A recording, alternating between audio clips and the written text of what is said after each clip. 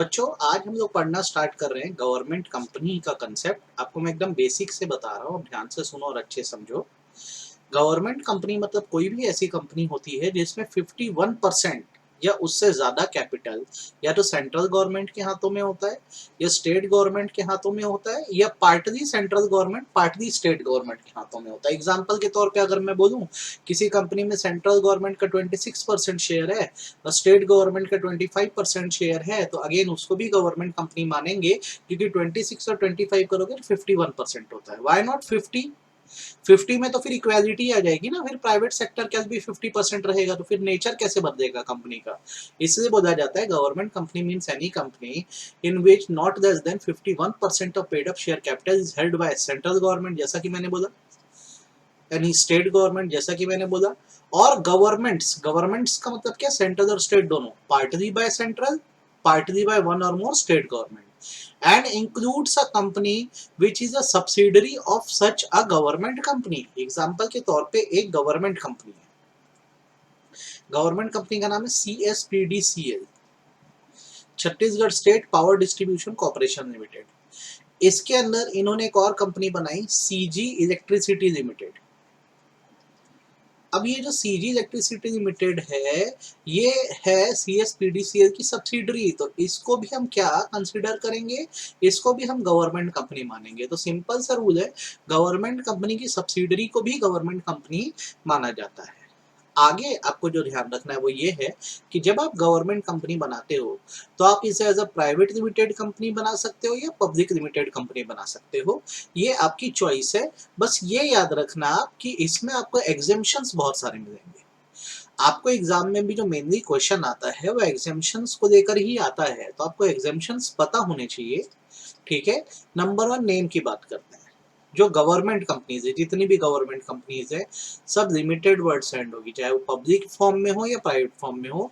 और state word का इस्तेमाल किया जा सकता है। स्टेट का मतलब आपको मैंने कॉन्स्टिट्यूशन ऑफ इंडिया चैप्टर में बताया था, स्टेट मतलब अथॉरिटी होता है। तो अगर गवर्नमेंट कंपनी है तो कहीं ना कहीं स्टेट है ही, है ना। सेकेंड थिंग, जो ट्रांसफर ऑफ शेयर्स के जो प्रोविजन है कंपनीज एक्ट पे, इस पर बहुत ज्यादा स्पेसिफाई नहीं होते हैं। ठीक है, जैसे क्या होता है, हम जब शेयर ट्रांसफर करते हैं तो SH4 फॉर्म, SH4 क्या होता है, ट्रांसफर डीड होता है। जैसे मैं किसी कंपनी का शेयर होल्डर हूँ, मुझे किसी को शेयर ट्रांसफर करने हैं तो फॉर्म SH4 भरना होता है। लेकिन अगर गवर्नमेंट कंपनी है तो उसमें SH4 फॉर्म भरने की जरूरत नहीं है। ठीक है। थर्ड, बॉन्ड की बात करते हैं। बॉन्ड क्या होता है, एक तरह का अनसिक्योर्ड लोन है, अनसिक्योर्ड लोन है। बॉन्ड भी वैसे ही खरीदे जाते हैं जैसे शेयर खरीदे जाते हैं, लेकिन जो बॉन्ड खरीदता है, ठीक है, उसे कंपनी का अनसिक्योर्ड क्रेडिटर माना जाता है। ज्यादातर जो बॉन्ड्स है वो गवर्नमेंट कंपनीज इशू करती है। तो जैसे अगर एक गवर्नमेंट कंपनी है CSPDCL, जैसे कि मैंने पहले भी नाम दिया, अगर ये बॉन्ड इशू कर रही है तो ये बोल रही है कि क्योंकि हम खुद गवर्नमेंट है तो हमारी बहुत गारंटी है, तो आप जब बॉन्ड को खरीदोगे तो आपका प्रिंसिपल और इंटरेस्ट दोनों ही हम वापस करेंगे। तो नॉर्मली ये माना जाता है कि बॉन्ड भी ट्रांसफरेबल होते हैं। हाउएवर इसमें भी वैसे फॉर्मेलिटी नहीं लगती जैसे एक नॉर्मल कंपनी में डिवेंचर या बॉन्ड ट्रांसफर करने पर लगती। देखो, in case of transfer of bond issued by government company, instrument of transfer is not required to be executed and delivered to the company, provided an intimation regarding transfer supported by the details of the transferee and relevant bond certificate. In case where it is not in existence, then the letter of allotment is delivered to the company. अलग से कोई transfer deed नहीं भरनी है, आप सिर्फ intimate कर दो गवर्नमेंट कंपनी को कि आप अपना बॉन्ड किसी और के नाम पे ट्रांसफर करना चाहते हो। ठीक है, ये ध्यान रखना। Next, declaration of beneficial ownership का ही प्रोविजन यहाँ पर अप्लाई नहीं होता। बेनिफिशियल ओनरशिप मतलब होता है अगर कोई किसी कंपनी में 25% से ज्यादा शेयर रखे,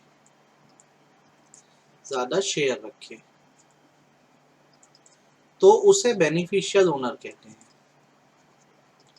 क्या होता है, हर साल ना जो शेयर होल्डर होते हैं उनको ये बताना होता है कि कौन सा ऐसा शेयर होल्डर है जिसका कंपनी में 25% से ज्यादा शेयर है।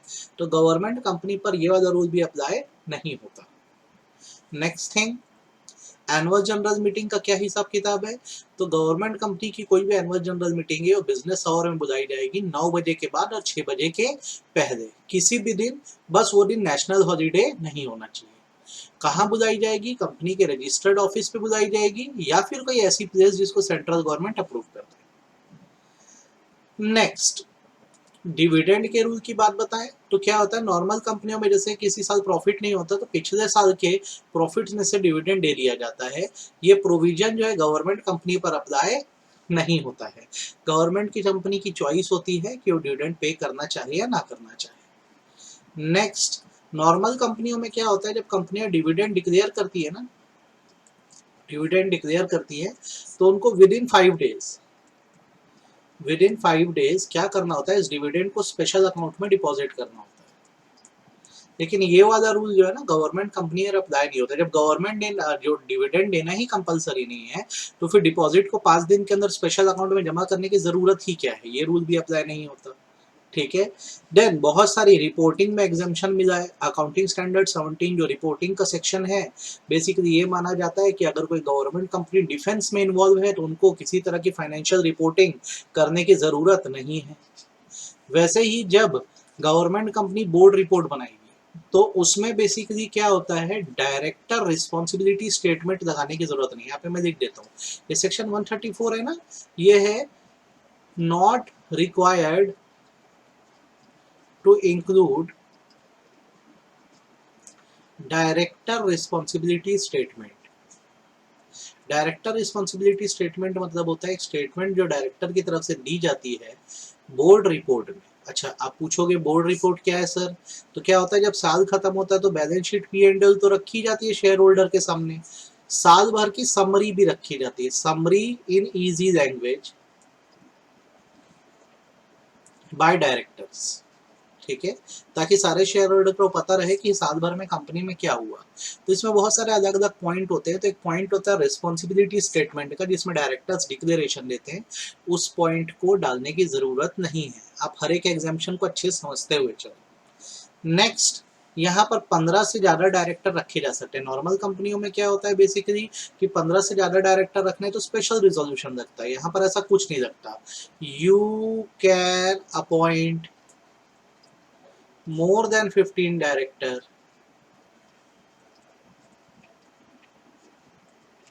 without any approval।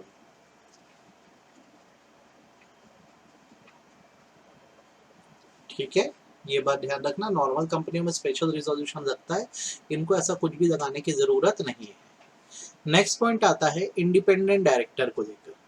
तो जैसे क्या होता है, अगर कोई लिस्टेड कंपनी है तो उनके बोर्ड में 1/3 इंडिपेंडेंट डायरेक्टर होना चाहिए। वैसे अगर प्राइवेट कंपनी है, पब्लिक कंपनी है जिसका प्रिस्क्राइब टर्नओवर से ज्यादा हो गया, वहाँ इंडिपेंडेंट डायरेक्टर चाहिए। लेकिन गवर्नमेंट कंपनी में बेसिकली बोला जाता है कि जो कंपनीज एक्ट के प्रोविजन है गवर्नमेंट कंपनी को लेकर वो अप्लाई नहीं होते हैं। नेक्स्ट, जब किसी कंपनी में डायरेक्टर अपॉइंट होता है तो हमको आरओसी को बताना होता है फॉर्म DIR 12 भर के नोटिस ऑफ अपॉइंटमेंट के बारे में कि हमने किसे क्या बनाया है, डायरेक्टर बनाया है। ठीक बात है। अब ये माना जाता है कि अगर आप गवर्नमेंट कंपनी हो तो नो सच नोटिस रिक्वायर्ड, ऐसा कोई नोटिस देने की आपको जरूरत नहीं है। अगर आप गवर्नमेंट कंपनी खुद सरकार हो तो आप किसको नोटिस दोगे। ठीक है। नेक्स्ट, आपको इतने प्रोविजन समझ आ गए। नेक्स्ट प्रोविजन जो कहता है वो ये कहता है कि जो सेक्शन 164 सबसेक्शन 2 का रूल है, क्या बोलता है सेक्शन 164 सबसेक्शन 2, अगर किसी पब्लिक कंपनी का कोई एग्जिस्टिंग डायरेक्टर है और उस कंपनी ने क्या किया है, फेल हो गई है लास्ट 3 ईयर से एनुअल रिटर्न और फाइनेंशियल स्टेटमेंट जमा करने में, या फिर वो फेल हो गई है लास्ट 1 ईयर में डिपॉजिट रीपे करने में, तो वहां के डायरेक्टर को हटना पड़ेगा और 5 साल तक वो किसी नई कंपनी में डायरेक्टर नहीं बन सकता, डिस्क्वालीफाई फॉर 5 ईयर, है ना। अब आपको जो पता होना चाहिए वो ये है कि गवर्नमेंट कंपनी पर ये रूल एप्लीकेबल नहीं है, नॉट एप्लीकेबल। कितना पढ़ना, तो यहाँ से लेकर यहाँ तक पढ़ना। ठीक है, बस इतना ही पढ़ना, उससे ज्यादा उसमें मत पढ़ना। देन बारी आती है लोन टू डायरेक्टर का हिसाब। तो कोई भी कंपनी डायरेक्टली या इनडायरेक्टली अपने डायरेक्टर्स को लोन नहीं दे सकती, लेकिन यहाँ पर कोई रिस्ट्रिक्शन नहीं है, यहाँ पे गवर्नमेंट कंपनी के डायरेक्टर्स को लोन दिया जा सकता है। वैसे ही अगर एक कंपनी दूसरे कंपनी में इन्वेस्ट करना चाहे तो सेक्शन 186 के हिसाब से इसकी एक लिमिट है। लेकिन अगर आपकी गवर्नमेंट कंपनी है तो इसमें कोई लिमिट नहीं है। सर क्या लिमिट है? तो जैसे अगर मैं एक कंपनी हूँ ए लिमिटेड, अगर मुझे दूसरी कंपनी जैसे बी लिमिटेड है, इसमें अगर इन्वेस्ट करना है या इस कंपनी को लोन देना है या इस कंपनी के लोन की गारंटी देना है, तो इसकी लिमिट जो है वो है 60% of paid up capital plus free reserve plus security premium account और 100% of free reserve security premium account whichever is higher, दोनों में से जो अमाउंट बड़ा हो। नॉर्मल कंपनियों के लिए रूल लगता है, गवर्नमेंट कंपनी पर ये रूल नहीं अप्लाई होता। ये बात आपको ध्यान रखनी है, खासकर तब जब वो गवर्नमेंट कंपनी डिफेंस प्रोडक्शन के काम में लगी हुई है या किसी गवर्नमेंट की मिनिस्ट्री में आती है तब। ठीक है, इतने आपको रिलैक्सेशन समझ आ गए। 16th रिलैक्सेशन क्या होता है? कोई भी कंपनी जब रिलेटेड पार्टी ट्रांजैक्शन करती है, मतलब अपने पहचान के लोगों को कॉन्ट्रैक्ट देती है, तो उसको बहुत सारे डिस्क्लोजर देने होते हैं। गवर्नमेंट कंपनी पर ऐसा कोई डिस्क्लोजर अप्लाई नहीं होता। एक गवर्नमेंट कंपनी दूसरी गवर्नमेंट कंपनी को जो है वो कॉन्ट्रैक्ट दे सकती है, इसमें कोई दिक्कत नहीं होनी चाहिए। कि एमपी का रूल आपको अलग से पढ़ाऊंगा तो यहाँ आपको ऐसे देख के पढ़ने की जरूरत नहीं है। ऑडिटर का कंसेप्ट आपको पढ़ना चाहिए। तो ऑडिटर का हिसाब किताब ये है कि बेसिकली जो गवर्नमेंट कंपनी होती है उनमें ऑडिटर जो है वो अपॉइंट करने का काम CNDG करती है, कैग करती है। कैग कैसे करती है? टेंडर निकालती है और बहुत सारे CA फर्म्स जो होते हैं आके अप्लाई करते हैं। तो जिसका कोटेशन सबसे बेस्ट होता है उसको क्या किया जाता है? गवर्नमेंट कंपनी का ऑडिटर बना दिया जाता है। तो नॉर्मली ये माना जाता है कि जब गवर्नमेंट कंपनी बनी है तो जो फर्स्ट ऑडिटर है कंपनी बनने के 60 दिन के अंदर CAG अपॉइंट करवा के देगा। अगर 60 दिन में CAG नहीं अपॉइंट करवा के देता है तो फिर अगले 30 दिन में जो कंपनी के बोर्ड ऑफ डायरेक्टर्स है वो ऑडिटर को ढूंढेंगे। ठीक है, इस ऑडिटर का टर्म कितना है? पहली एनुअल जनरल मीटिंग तक है, फर्स्ट एनुअल जनरल मीटिंग तक इसका टर्म है। ठीक है, ये बात आप मत भूलना, अच्छे से याद रखना। अब आगे से ऑडिटर बनाने का क्या, अपॉइंट करने का काम क्या होगा? तो जब भी 31 मार्च खत्म होगा ना, 31 मार्च खत्म होगा उसके 180 दिन के अंदर, विद इन 180 दिन, 180 दिन मतलब कितना होता है? 6 महीने के अंदर क्या किया जाएगा? फिर से नया ऑडिटर चुना जाएगा। ये हर साल किया जा सकता है, ये बात याद रखना। वैसे ही अगर कोई ऑडिटर कैजुअल वैकेंसी कर देता है, मतलब जगह छोड़ देता है, तो बेसिकली ये माना जाता है कि अगर वो डेथ या इंसॉल्वेंसी के कारण छोड़ा है तो जो कैग है वो क्या करेगा? 30 दिन के अंदर नया ऑडिटर जाएगा। तो ये वाला पॉइंट कब आ रहा है? जब वैकेंसी अराइज हो रही है। कैसे? अदर देन रेजिग्नेशन, रेजिग्नेशन के अलावा अगर किसी कारण से निकला है ऑडिटर ना, तो फिर क्या माना जाएगा? जगह खाली होने के 30 डेज में। कितने दिन में? 30 डेज में जो CAG है नया ऑडिटर अपॉइंट करेगी। ठीक, अब जिस ऑडिटर को अपॉइंट किया गया वो क्या करेगा? जब कंपनी को ऑडिट करेगा ना तो रिपोर्ट बना के C&AG को सौंप देगा। C&AG इसको पार्लियामेंट में फॉरवर्ड कर देती है। फर्दर अगर C&AG ये सेटिस्फाई नहीं है कि ऑडिट अच्छे से नहीं हुआ है तो वो ऑडिट रिपोर्ट आने के 60 दिन के अंदर एक और सरप्राइज ऑडिट या सप्लीमेंट्री ऑडिट करा सकती है, ये देखने के लिए कि कहीं कुछ गड़बड़ तो नहीं है। होप्स आपको ये वाला पॉइंट समझ आ गया होगा, इसमें बिल्कुल दिक्कत नहीं आई होगी। ठीक है, बहुत अच्छे से ध्यान रखना, कोई दिक्कत नहीं होनी चाहिए। नेक्स्ट एनुअल रिपोर्ट का आता है कंसेप्ट। एनुअल रिपोर्ट का बेसिकली मतलब होता है एनुअल डिटेल ऑफ कंपनी। हिसाब किताब ऐसा है कि जब गवर्नमेंट कंपनी की AGM होगी, गवर्नमेंट कंपनी की क्या हो रही है? AGM हो रही है ना, उसके 3 महीने के अंदर, with in 3 month annual report बनानी होगी। और क्या किया जाएगा? इस एनुअल रिपोर्ट को पार्लियामेंट के बोथ हाउसेस, कौन कौन से हाउस होते हैं? लोकसभा और राज्यसभा, यहाँ प्रेजेंट किया जाएगा, ठीक है, ताकि डिस्कशन किया जा सके कि कहीं कुछ कंपनी में गड़बड़ तो नहीं है, सारी बातें क्लैरिटी होनी चाहिए, क्योंकि हमारे पैसे से ही कंपनी चलती है। तो होप सो आपको अभी तक गवर्नमेंट कंपनी पूरा समझ आ गया होगा। आज आप इसको थरोली एकदम अच्छे से पढ़ दो, फिर हम लोग नेक्स्ट टॉपिक पे आएंगे। पढ़ते हैं होल्डिंग सब्सिडरी कंपनी का कंसेप्ट। बेटा एक रिलेशन है दो कंपनियों के बीच का, जहां पर एक कंपनी कंट्रोल कर रही है और दूसरी कंट्रोल हो रही है। जैसे एग्जांपल देते हैं, एक कंपनी का नाम है अशोक लिमिटेड और दूसरी कंपनी का नाम है अस्पा लिमिटेड, ASPA अस्पा लिमिटेड, ठीक है। अब क्या है, ये अशोक लिमिटेड जो है ना, इसने क्या है, अस्पा लिमिटेड में मोर देन 50% शेयर खरीदा हुआ है, मोर देन 50% शेयर खरीदा हुआ है, ठीक है।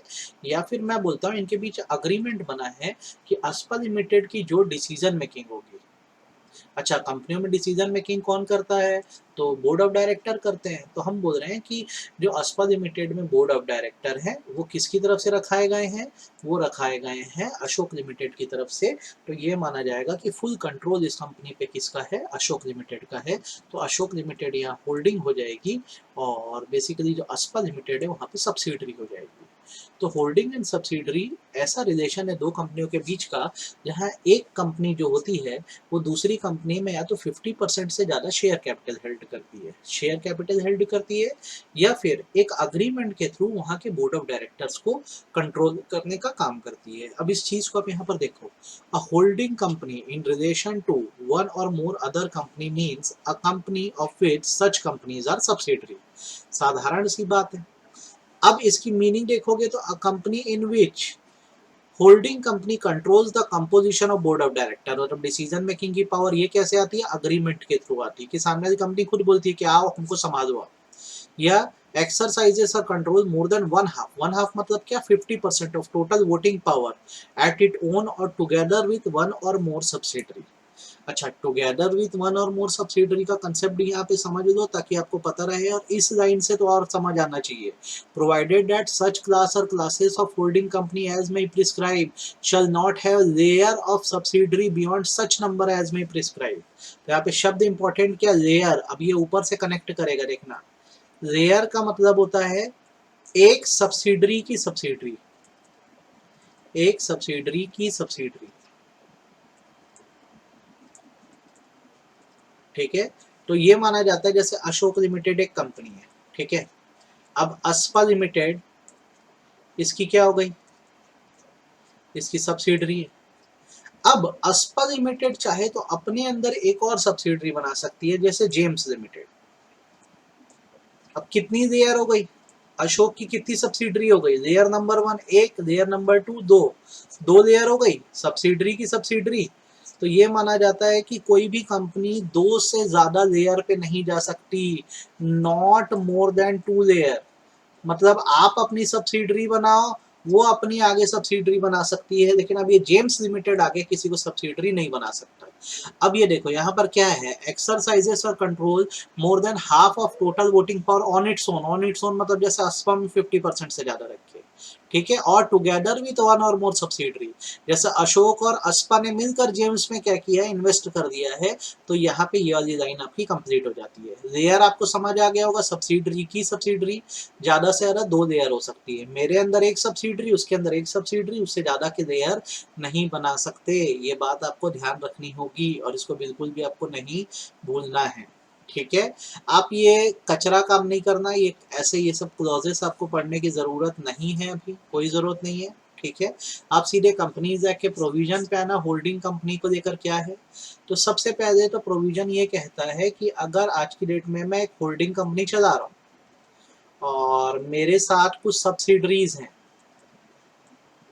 ठीक है, और जैसे मान लो जॉइंट वेंचर्स हैं या एसोसिएट कंपनी, अभी आगे बताऊंगा एसोसिएट कंपनी का मतलब।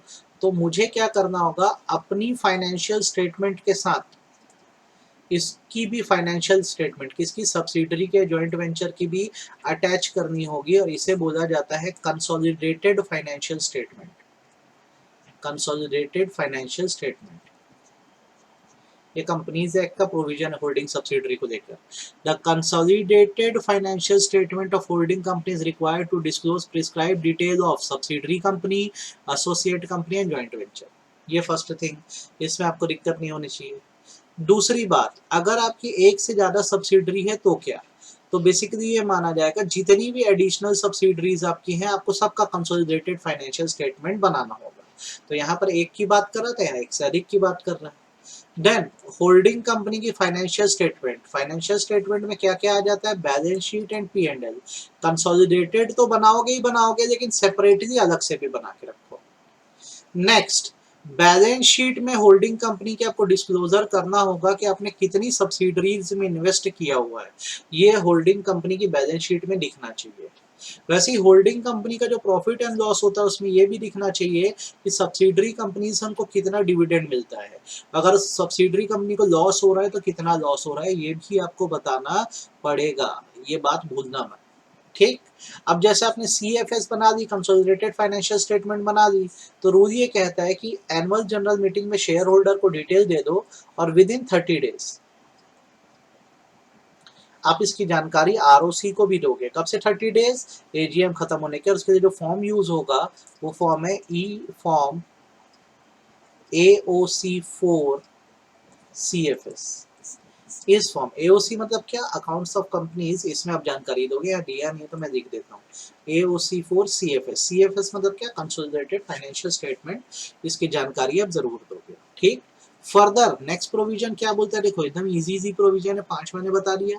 छठवां प्रोविजन बोलता है कि अगर कंपनी की वेबसाइट है तो वेबसाइट पे भी आपको सब्सिडरी कंपनी के अपने डिटेल्स देने होंगे, बताना होगा कि कितनी सब्सिडरीज हैं।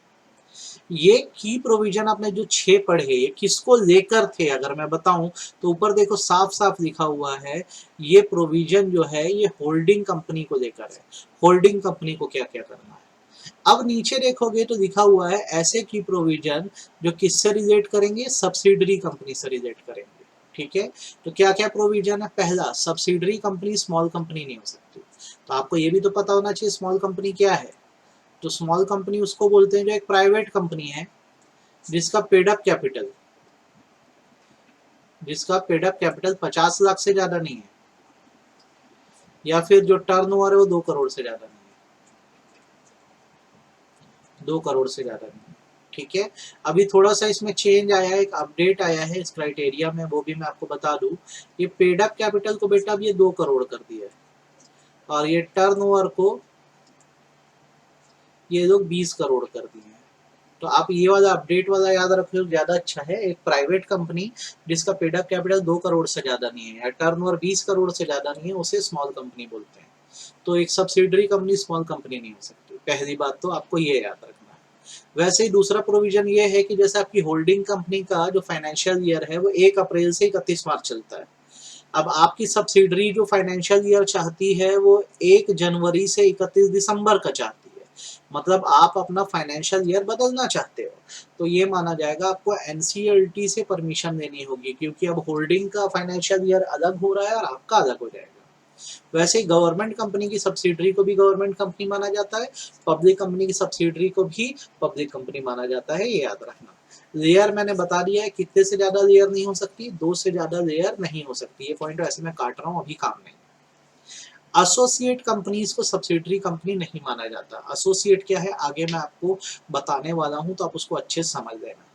नेक्स्ट, सब्सिडरी कंपनी अपनी होल्डिंग कंपनी में शेयर नहीं खरीद सकती। ठीक है, सब्जेक्ट टू एक्सेप्शन। पिछले लेक्चर्स में मैंने आपको एक्सेप्शन बताया है, नहीं बताया होगा तो मैं आपको अलग से ये बताऊंगा ही बताऊंगा।